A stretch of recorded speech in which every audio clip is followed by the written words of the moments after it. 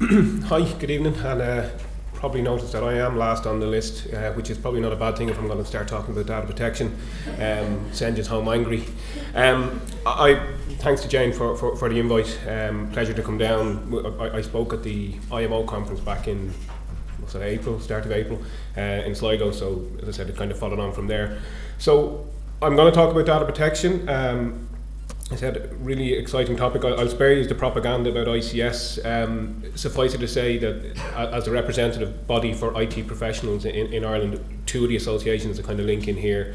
One of the associations we run is the Health Informatics Society of Ireland. The other is the Association of Data Protection Officers. So that's the kind of the link there.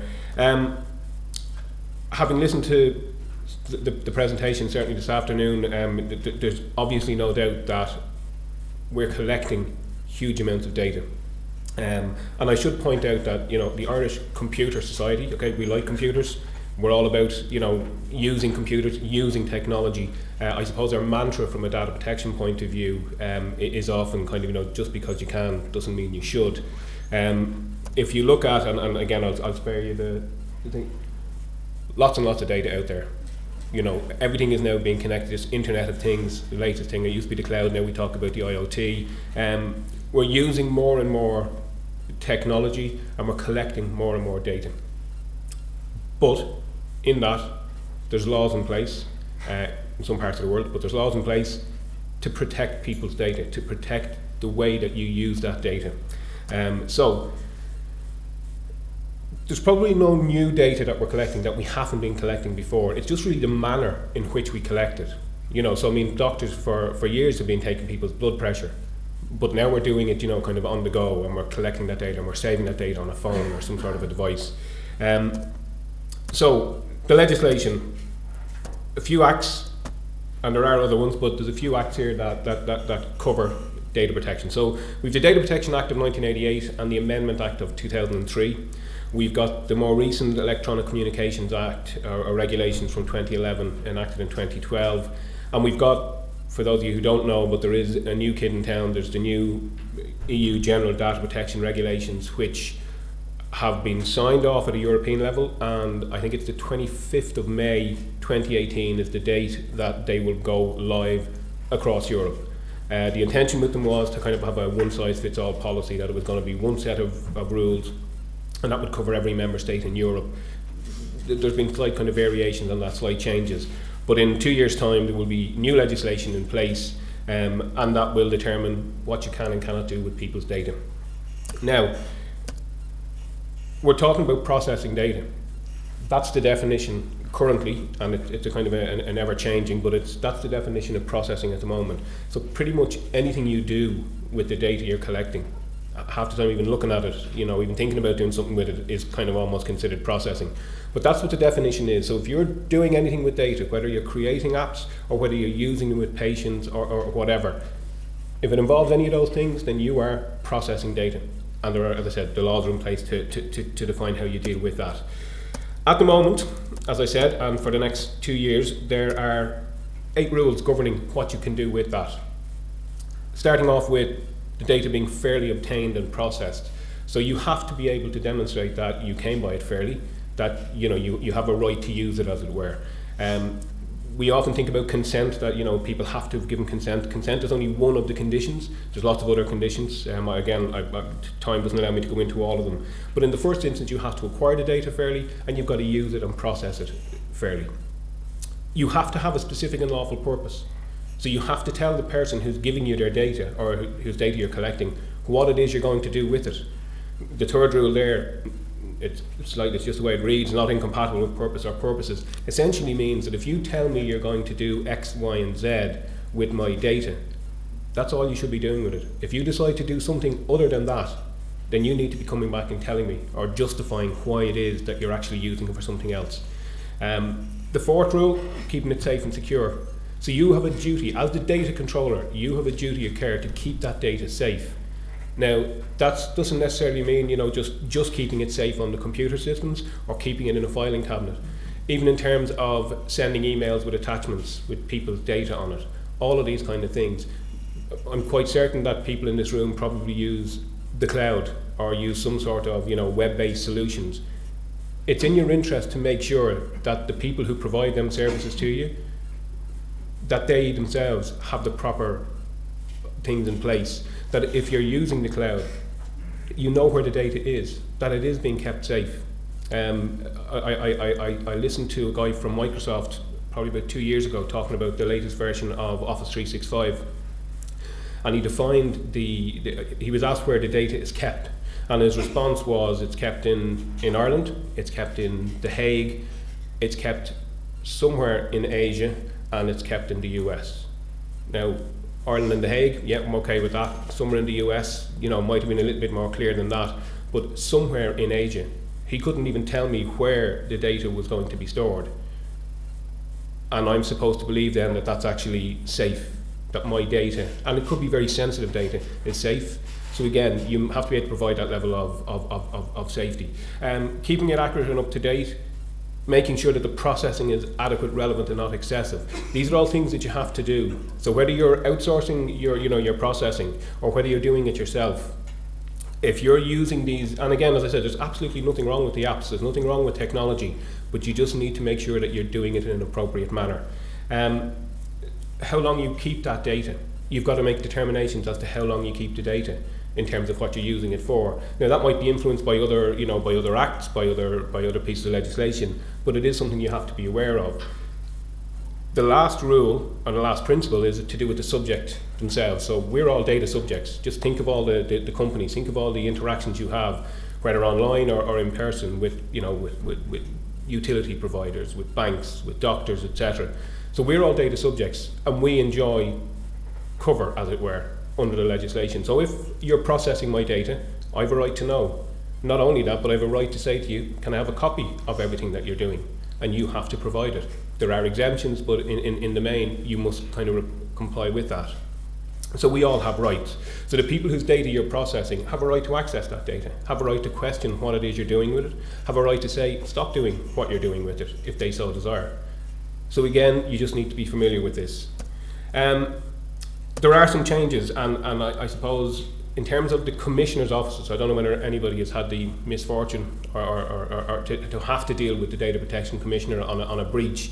But just in general, over the last kind of 12 to 18 months, the Office of the Data Protection Commissioner, their budget has trebled. They were located above a centre in Portarlington. They've now moved to kind of new Swiss offices somewhere in Dublin too, I think it is. But their budget has trebled. Their headcount has doubled. They have now what they call sectoral expertise.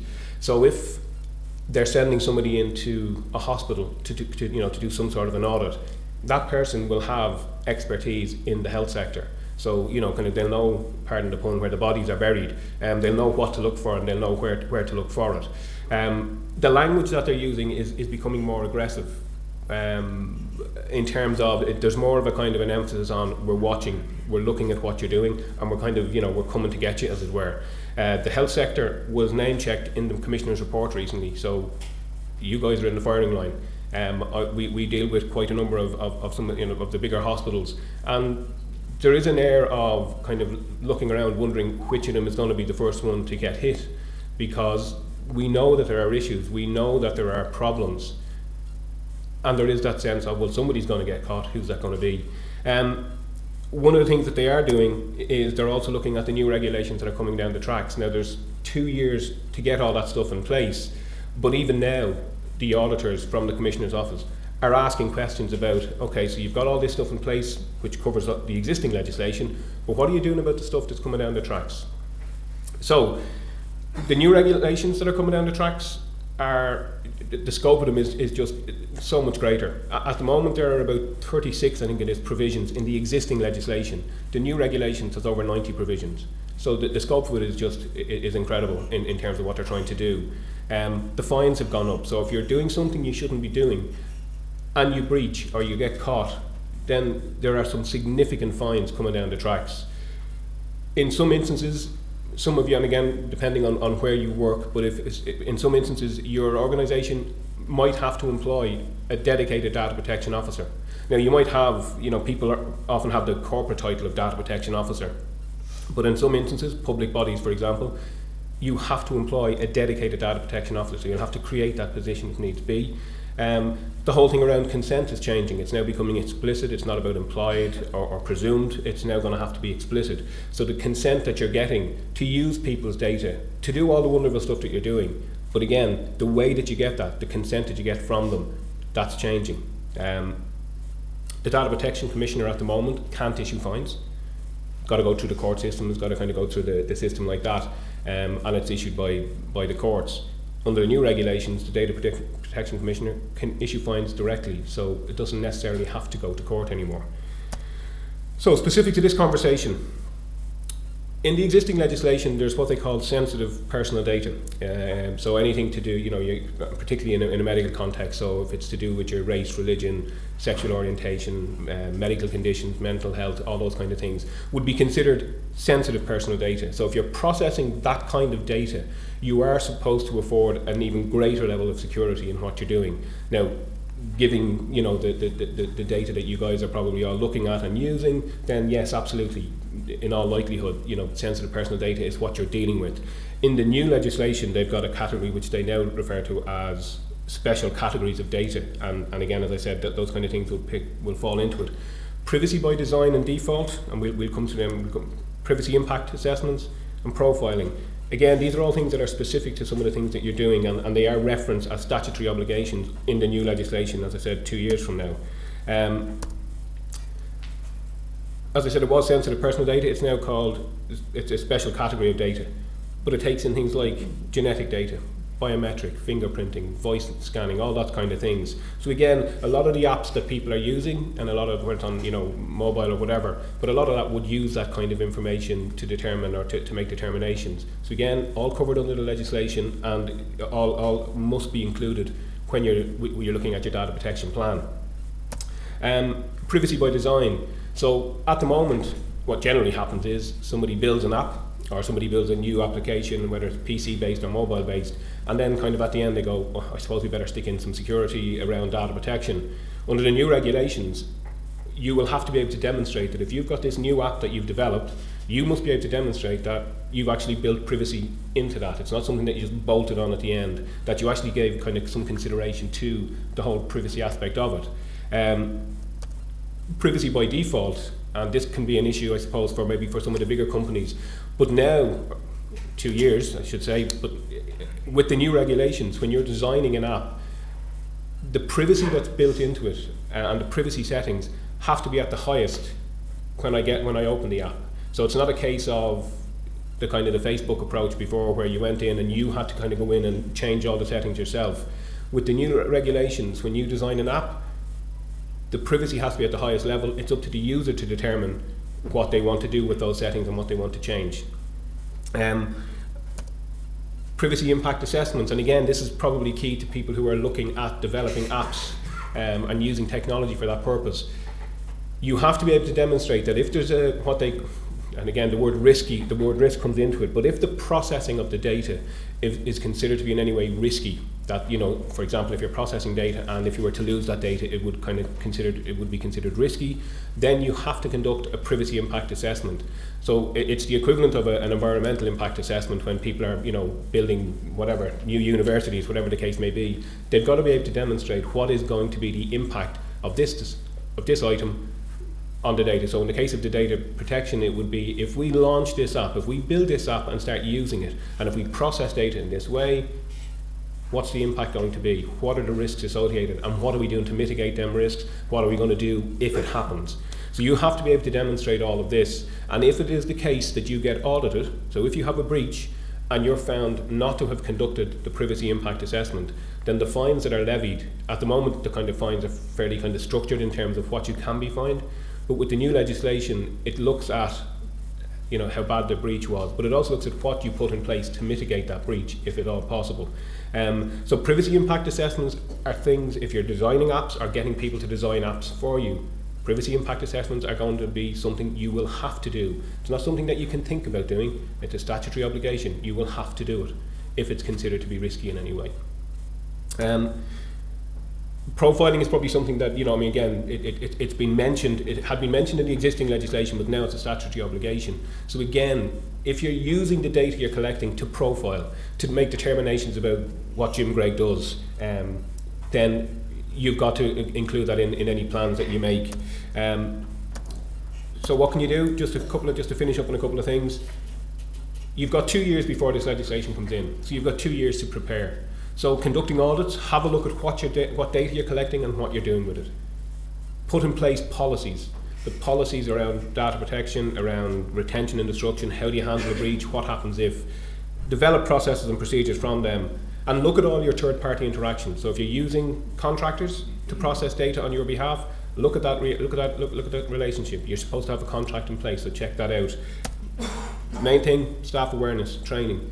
Get your staff aware of what their obligations are, get yourself aware of what your obligations are, and provide training for them. Helps reduce the risk if your staff know what they should and shouldn't be doing. You know, don't be sending emails with 100 people in the CC field, put it in the VCC field. Small things like that can make a huge difference. And on that, I'll leave it at that. It's a bit rushed, but there you go. Hopefully that was of some benefit, or at least mildly interesting. Thank you.